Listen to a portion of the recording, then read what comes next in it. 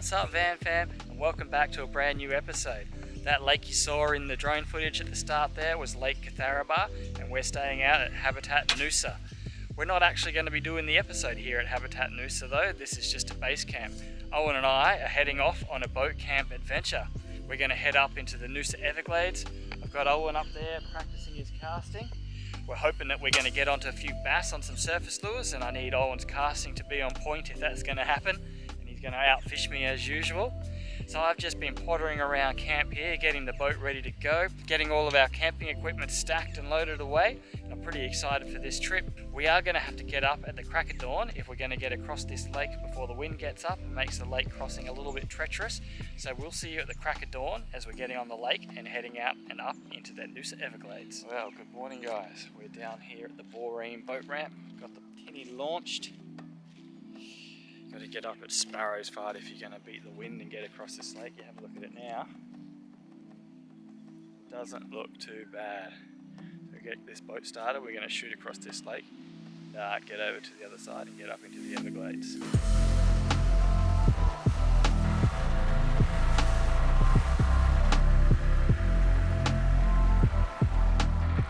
We are into the Everglades. Now we do have one more major hurdle to deal with. The boat doesn't want to go into neutral or reverse, so if I stop this and it doesn't go back into neutral, I'm not going to be able to start it. Oh, look at this. I can't get it to pop into neutral. I'm going to stop it.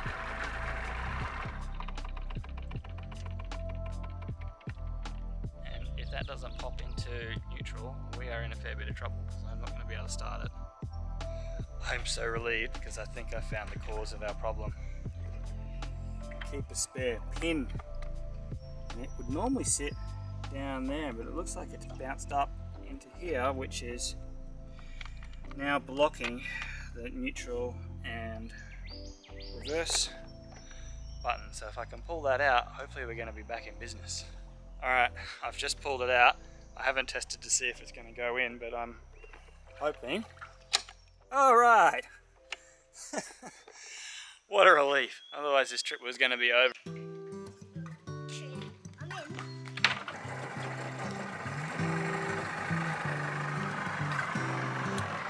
So max speed limit from here on is only 6 knots, so we've just got a slow cruise up the river system.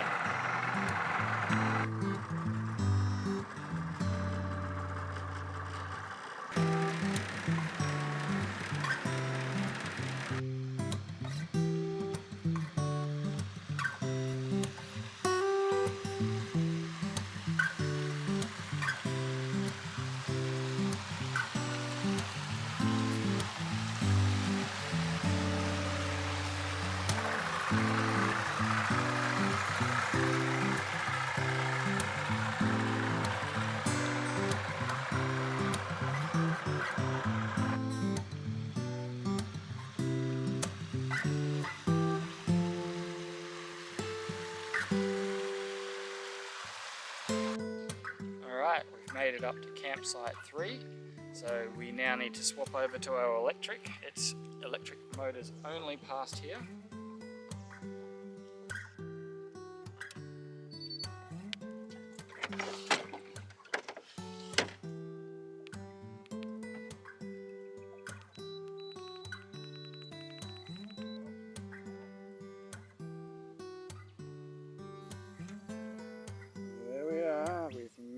Campsite 4. Halfway around Australia, and this is still the most beautiful campsite I've come across. Alright, pretty satisfied with how we've been able to pack this boat for this boat camp adventure. Aside from the fridge / esky and my little weatherproof box there for the camera equipment, all of our camping equipment is tucked away in the hatch up the front under the front casting deck. So I'll pull everything out and I'll show you what we brought for this trip. Alright, that is all the camping equipment taken out. I'll explain what we've got everywhere. This bag here is cooking and cutlery. We have a tarp, some pots and pans. This is our tent. We've got 2 swags, 5-degree temperature swags. We've got these awesome little sleeping mats that take up almost no size or space at all. Got our little hiking chairs. This bag here has our dry food. That bag there has our clothes. We've got a pillow each. I stole the old Lifeline table seat just so that we've got a little bench where we can put some things on and cook on and that kind of thing. Over here we've got my little brass monkey fridge freezer slash esky. I've got that loaded up with a bunch of frozen things, so hopefully that'll stay cool, but if it doesn't, I did bring the power supply so I can plug it into my battery. And this box here is just a weatherproof box where I'll be storing all the camera equipment to keep it all safe. I do love how I've been able to get my camping equipment so streamlined and lightweight that when we're traveling and going for a boat camp adventure, it doesn't even come out onto the deck. It's just all hidden away. It's such a really nice setup and I'm really happy with it. Well, I think we're going to get camp set up now so that we can chill out and relax for the rest of the afternoon. Alright, we got camp all set up. I've actually decided I'm not going to bother putting the tarp up because, as they say, what goes up must come down. The forecast is only a little bit of rain, so I figure if it rains, Owen and I can just shelter in the tent. Take you for a quick walk around. We have our bench and cooking station. In here is home for the next 2 nights.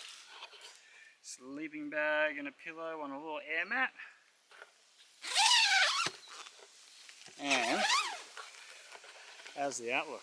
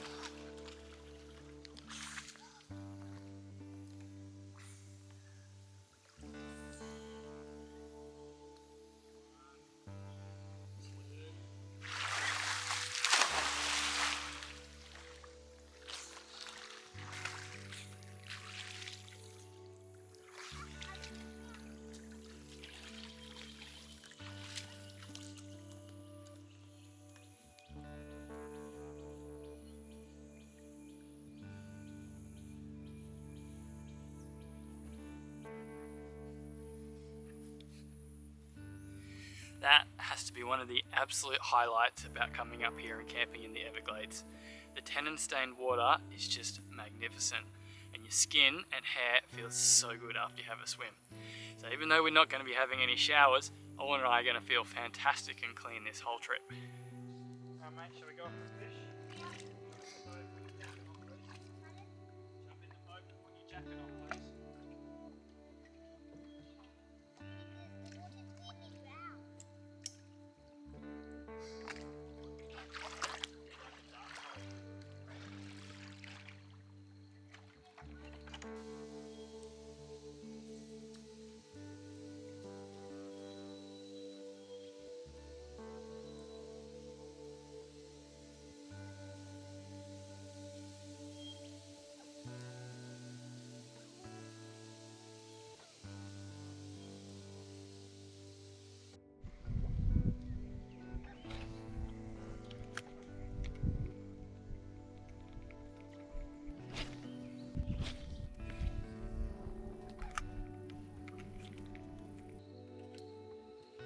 Well, we have ourselves a little bit of a situation where we're out going for a fish, which was pretty unsuccessful. I've had a look at the weather forecast and it is not looking good. I'll stick a screenshot on here and have a look. Basically, with those sort of winds forecast, I really don't feel comfortable trying to take the tinny across Catharaba Lake on Thursday morning, so we're going to have to stay out here an extra day. I know, right? Like an extra day in paradise, what an awful thing to have to deal with. But I only brought food for 2 days. So unless we get a fish, we are going to be struggling. By we, I mean me, because I'm not going to starve Owen, so I'm going to go without food if that's the case. So fingers crossed we can get a bass that I can keep. So far it is not looking good, but that's the situation. We're going to be out here for 3 days instead of 2 now. How high are you jumping? I can show you. Show me. How high was that? Oh, about 7. I went to make it every much we can do but sit, relax, enjoy our surroundings, and ration our food. We'll see you in the morning and we'll show you what we got up to. Cheers, guys.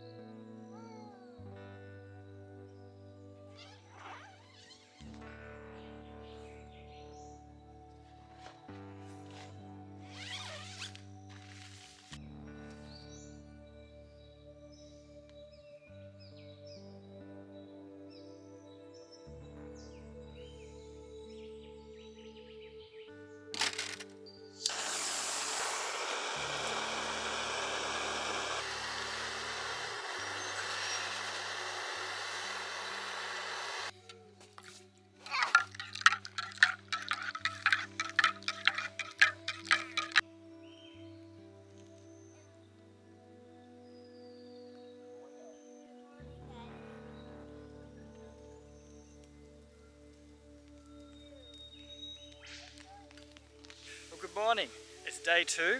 Thought I'd better check in and let you know what's been going on. It's about 10 o'clock now. Owen and I have been out all morning trying to catch a fish. We haven't even had a single strike, so things are not looking good. I can also hear the wind going through the trees. You can tell that it's extremely windy out there. Luckily for us, being down here and sheltered by the trees, it's really pleasant, and it's not a problem that it's windy. But I know for a fact that we are not going across Lake Catharaba while it's like this. I've had a look at the forecast and it is still looking the same. It's still looking incredibly windy today and tomorrow. Friday it's predicted to drop off in the morning, so that's when we're still going to try and make our run. So that means that Owen and I are still trying to ration our food to stay out here for the extra day. And things are not looking good as far as getting some fish for protein. So yeah, we'll keep at it, we'll keep having a fish. Hopefully we'll catch a fish. I'll check in with you if we do. Otherwise, you know, just another day in paradise. You can't really complain. I'll keep you up to date anyway. We're on, baby.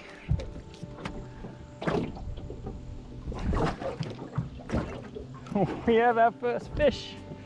They do exist.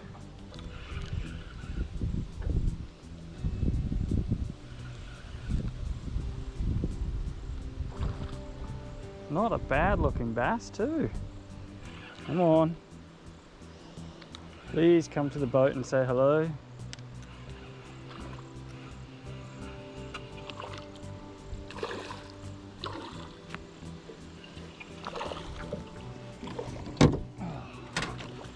Oh, that's not good.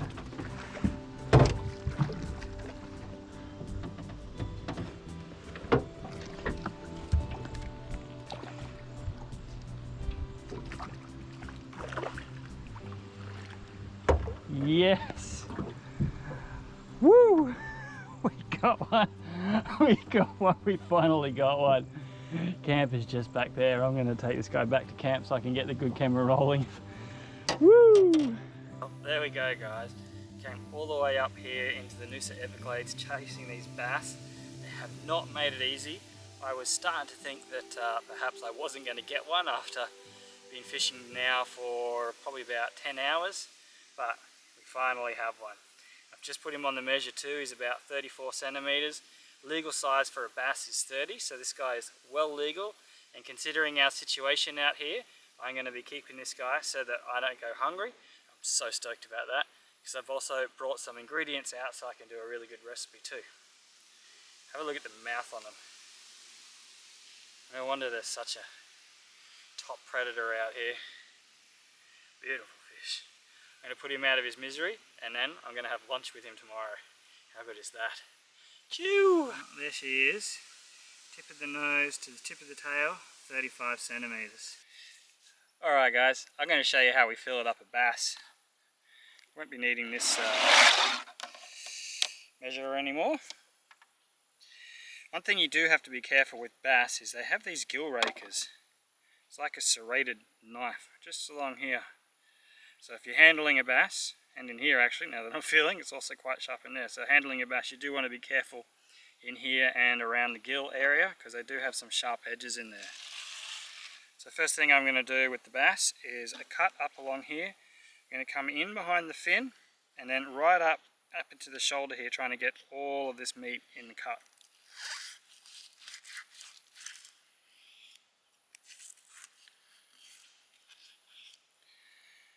From there we're going to turn our knife over and run the knife down the edge of the spine. I tend to stop just in at the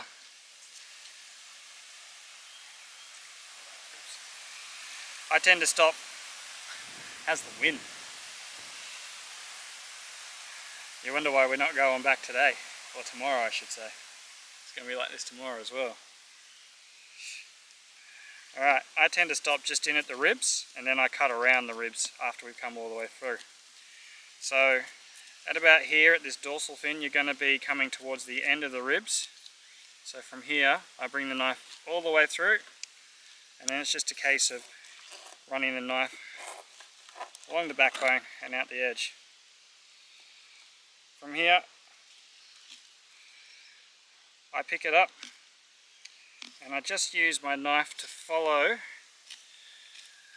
the ribs of the fish. I do this with a lot of my fish actually. I'll do this with brim and with tailor as well. Any of these kind of shaped fish this will work with. So I'm just following the ribs. I'm going to send the knife through and bring it to that other cut, and now we can just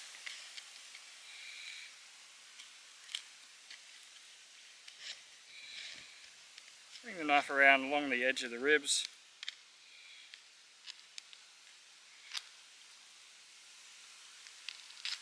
Okay, so now it's just skin holding it together, so I'll just stick the knife in and cut out the skin, and there we have it. One lovely fish fillet. We do the same on the other side and then we'll skin them. Okay, next step is to remove the skin.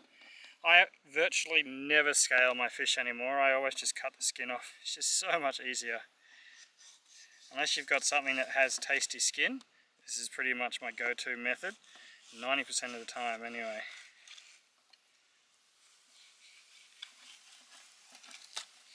There we go. Our beautiful, firm, white, fleshy bass fillet. Next thing I'm going to do is slice this up for our ceviche. Better put it on a chopping board because no doubt Mel's going to watch this and she probably won't be too happy if I chop up on our chair. So I'm just going to be cutting this into nice little slithers. I want them to be fairly thin so that the acid from the lime will semi-cook the fish for us.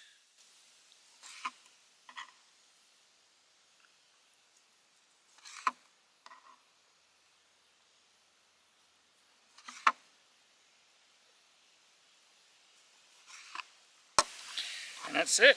Our fish is now ready to go in the ceviche. Well guys, that is the end of day number 2. The sun up there is starting to set. The temperature has started to drop, and as you can probably hear, it's still quite windy. Got Owen set up in the tent in there. He's watching an iPad. He's been so good. All day he's just been down here swimming and playing and catching little fish in his fishing net, but I thought I'll treat him for being so good. So he's sitting inside, he's rucked himself up in the sleeping bag and he's just watching a bit of cartoons. But yeah, I'm super proud of him. He's been really good out here. So if the wind wasn't doing what it was doing right now, I'd be packing up and we'd be getting ready to go home. But yeah, we are out here for an extra day now thanks to this weather. So yeah, I'm just going to prep up some dinner for Owen and I now so we can have dinner before it gets dark, and we'll just have a early night in the tent and we'll see you in the morning. With any luck, that wind will have died off just enough for me to send the drone up and give you a look around at where we're camping. We'll see you in the morning. Well, good morning. Day 3, our extra day here. Nice weather if you're a duck, eh? He looks happy.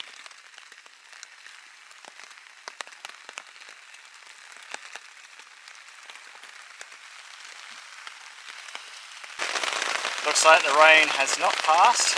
Not much for it, but to sit in the tent and listen to a book. Let Owen be entertained with the iPad, and fingers crossed it passes.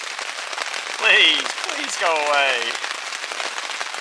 Alright, Alright, let me run you through the ingredients for our fish ceviche. We have a few limes, a bit of red onion, I have an orange. I have this awesome garlic chili salt that I was given by my mother-in-law Donna. Thank you so much, Donna. I'm finally putting it to use. And of course, this beautiful fresh caught bass. Alright guys, first thing we're going to do is salt up the fish. If you don't have a salt chili mix like this and you do like things a bit spicy, I'd suggest you get a few, or get a chili and chop that up into it as well. This salt smells so good. I'm so excited to see how this goes. A good salting, and I'll mix that through the fish.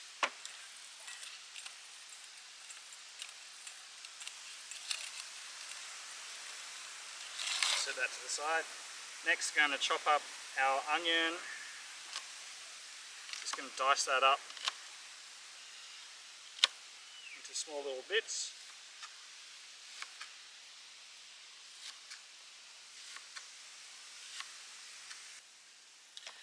Okay, the next ingredient is a humble little navel orange. This is probably the only non-traditional ingredient of my ceviche. I just find it adds a really nice sweet flavour to it. I've done it before and I thought it was delicious, so that's why I'm going to do it again. So I'm just going to skin the orange, cut out a section and then dice that up into tiny little bite-sized chunks. Alright, we're just going to pop in our orange. And then the next step in the process, I'm going to squeeze in some limes, and that's going to start to digest the fish pretty much instantly.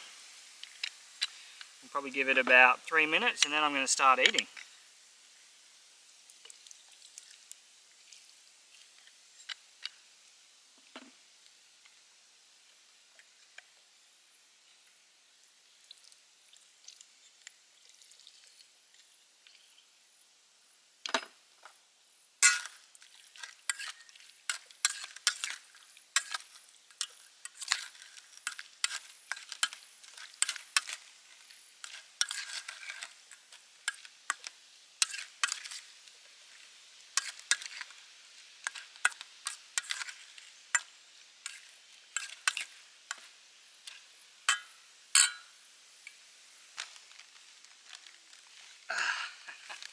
Alright, it's time to tuck in.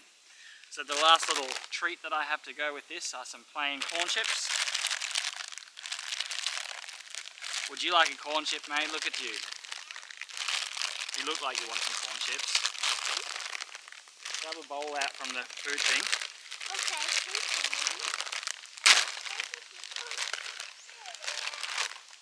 Got it. Here.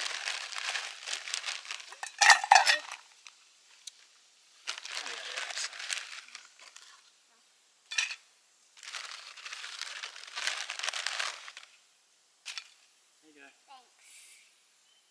Alright, let's try some of our fish ceviche.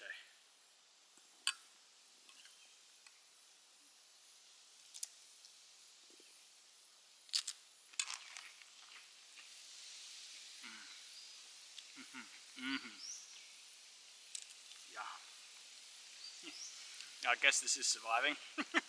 Surviving with style anyway. Absolutely delicious. Well, I'm going to polish all this off. And I've been checking the forecast, and it looks like that wind is actually supposed to die off a little bit earlier now. The forecast is saying is that it should be dropping off by about 6-7 o'clock tonight.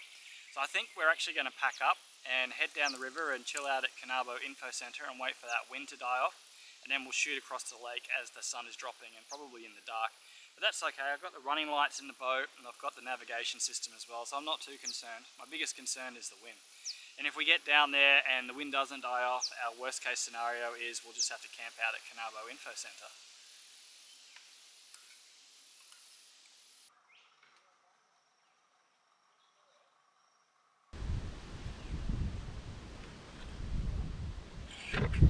Well, I demolished that, there's not much left.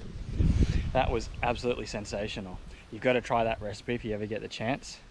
Well, before we pack up camp, I reckon I'm going to send the drone up and I'll give you guys a look around at where we're staying. Seeing monsters at your window. No, you can't sleep, you pretend though. You don't have to play the hero. 'Cause I got you like you got me. When the earth shakes when the bombs scream until our last breath, every heartbeat.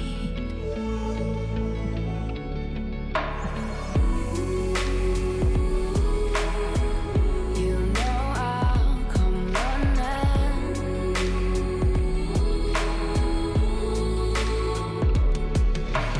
You go to war, then I'm going with you. Pick up my sword, yeah, there's nothing I won't do. When you sound the alarm and the chaos is rising, leading the charge, yeah, I'm coming, I'm fighting. Swear on the breath that I breathe, I'll never retreat, yeah, I'll be your army.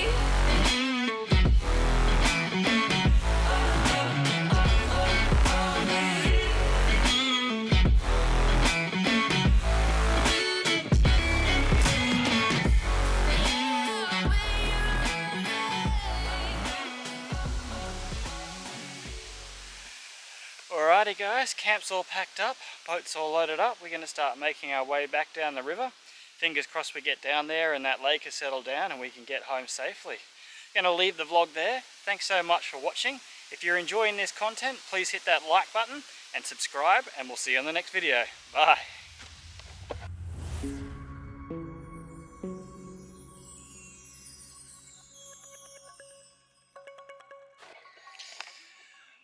Well, it's always the way. Thought you guys would get a kick out of this. We made it back safely yesterday afternoon. There were still whitecaps everywhere. There were probably 0.3 to 0.5 metre waves. We got absolutely soaked, but we did get back. But how's the weather? Bathtub out there today. Blue skies. Always the way.